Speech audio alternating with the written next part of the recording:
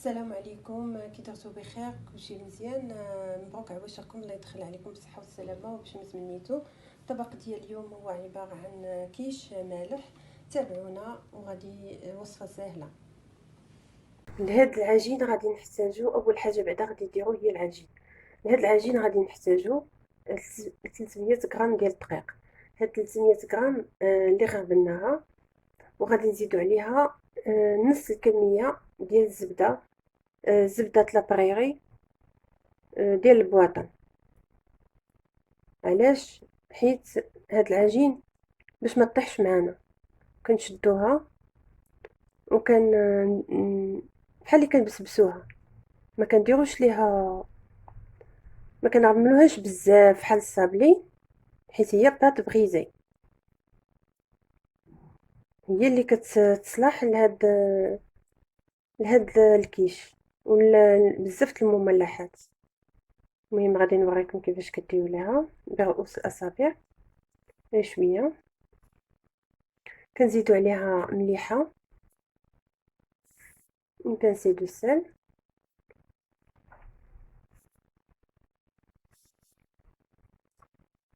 ما كنعملوهاش بزاف. كنزيدو عليها بيضه كامله، كنخلطو الجميع.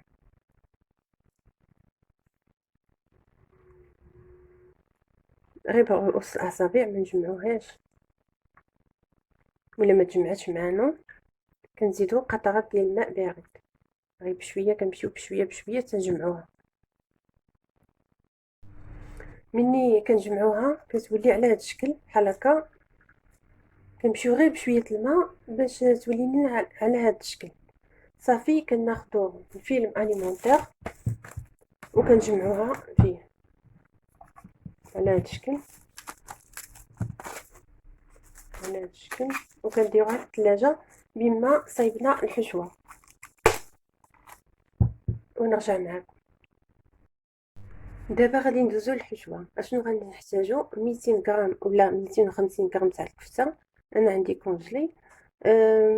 حبات البصله كبيره متوسطه مشلضه، حبه الفلفله مقطعه اونتي او مربعات صغار، الزيتون اللي عندكم بيض ولا الاسود ولا بجوجهم، شويه ربيع، شويه الملحه، شويه الابزار، شويه الثومه بودر. لاباغاي كيش، لاباغاي كيش اش غادي نحتاجو فيها؟ غادي نحتاجو واحد الحك ديال الياغورت طبيعي، غنزيدو معاه جوج بيضات، جوج فرماجات مثلثات، نص خماره ونص معلقه نشا. هاد المعلقه النشا كنديروها غير باش ما لاباغاي ما العجين ما تفزاكش لينا. فوق النار غادي ناخدو واحد المقله اللي غنسخنوها شويه، ونديرو فيها زيت العود ولا زيت اللي عندنا العاديه. كنديرو فيها البصله، نشحر فيها البصله،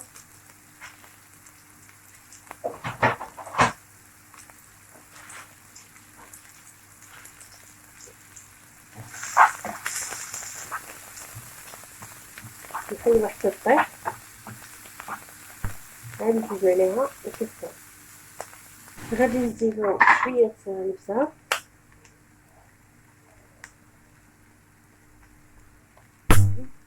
وغادي نزيدو شويه ثوم بودر ما نقولوش حيت هي مجهده، وغادي نزيدو الملحه.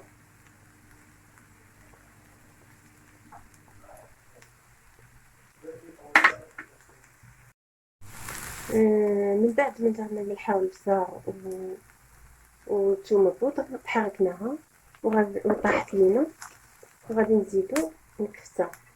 غادي حيت كونجلي ديجا ما خرجتهاش من قبل من الثلاجه.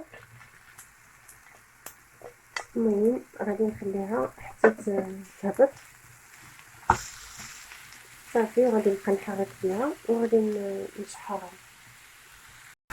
من بعد ما دارت معنا الكفته شويه، وغادي نزيدو ليها الزيتون، الفلفله حمراء، نخليهم حتى يتشحروا مزيان، ما يبقاش فيها الماء.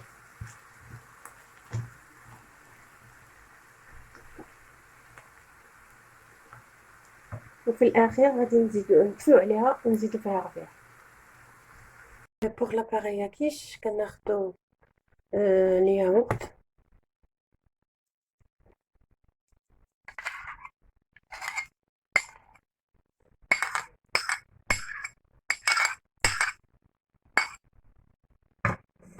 كناخدو البيض،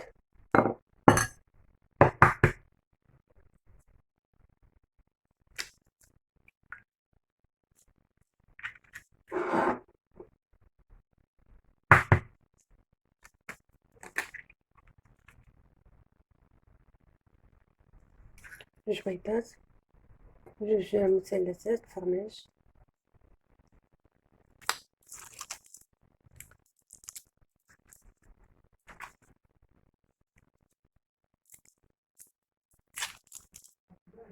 البيض حيت خرجتو قبل داكشي علاش جاري. نص معلقة ديال النشا، ونص خماعة، نص كيس ديال الخماعة، يعني الا كان فيها 8 غرام يعني ستادير 4 غرام. صافي، وغادي نخلطو هادشي مزيان، نديرو ليه الفوي باش يتخلط معنا. باردون.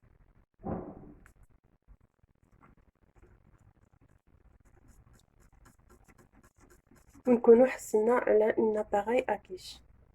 غادي نخرجو العجين من ديال الكيش من الثلاجه، وغادي نسرحوها عادي. غادي نضيفو شويه دقيق من تحت ومن الفوق، ولا نديرو لها بلاستيك من تحت ومن الفوق ونسرحوها عادي.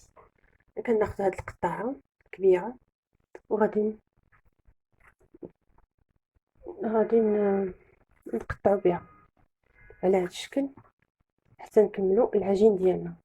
ولا شاط لينا العجين ماشي نجمعوها، نطويوها، نحاولوا غير نطويوها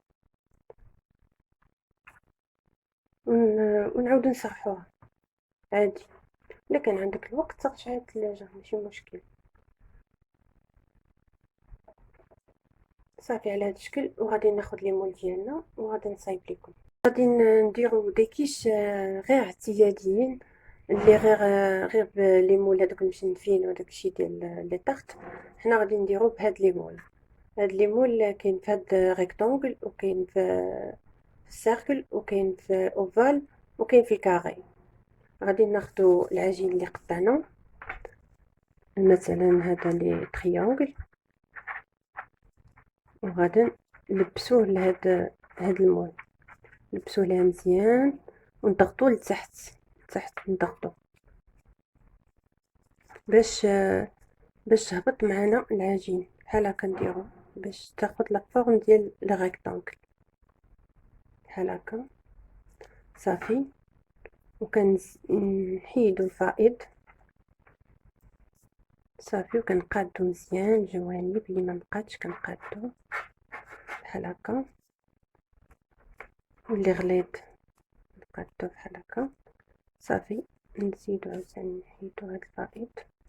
صافي، وكنحصلو على هاد المول بحال هكا نديرو الريكتانغل والكاري وكاع الاشكال اللي عندنا. حنا بعد ما لبسنا العجين لكل المولات اللي عندنا، وكملنا طيبنا الحشوه وصايبنا لاباغاي، غادي ناخدو واحد المعلقه، غادي نحطو الحشوه ديالنا بالعقل بشويه، غير شويه الحشوه. يعني هاد الحشوه كدير لينا كميه كبيره ديال الكيش وكيجيو راقيين، ماشي بحال لي كيش العاديين، سورتو الا كانوا فشي بوفي تيعطيو منظر زوين. ما نحاولوش نعمرو المول حيت مازال بقى لينا لاباغاي. سمحوا لي واخا انا كنطيح غير كلشي نقي. هذا سي ان بلان دو طرافاي اللي كنخدم فيه، يكون دائما نقي.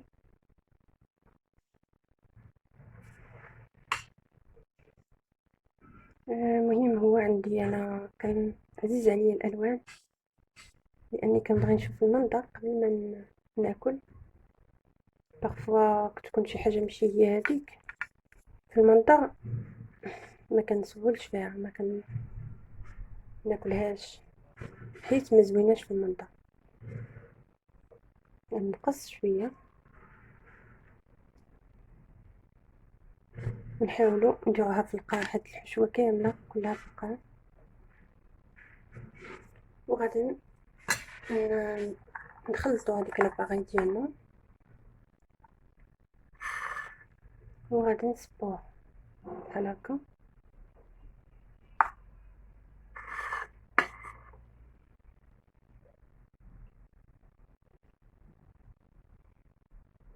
ما نعمروش عاوتاني حيت مازال كتنفخ مع الخماعه والنشا.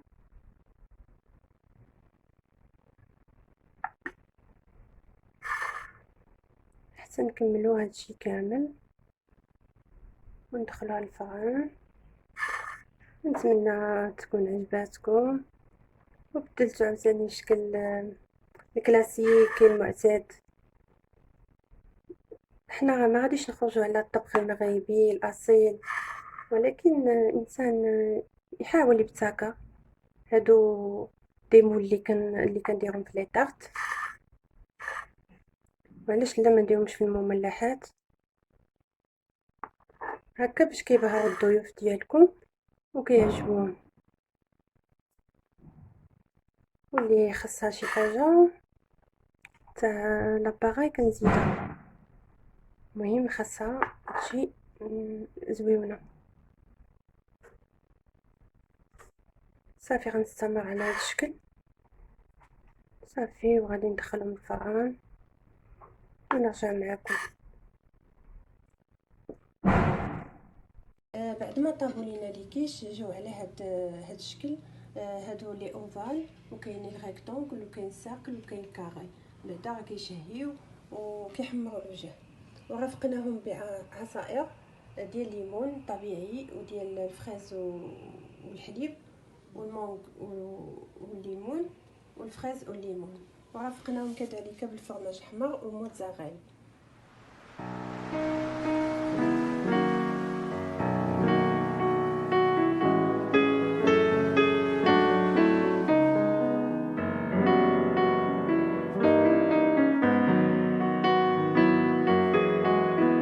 شمس العالم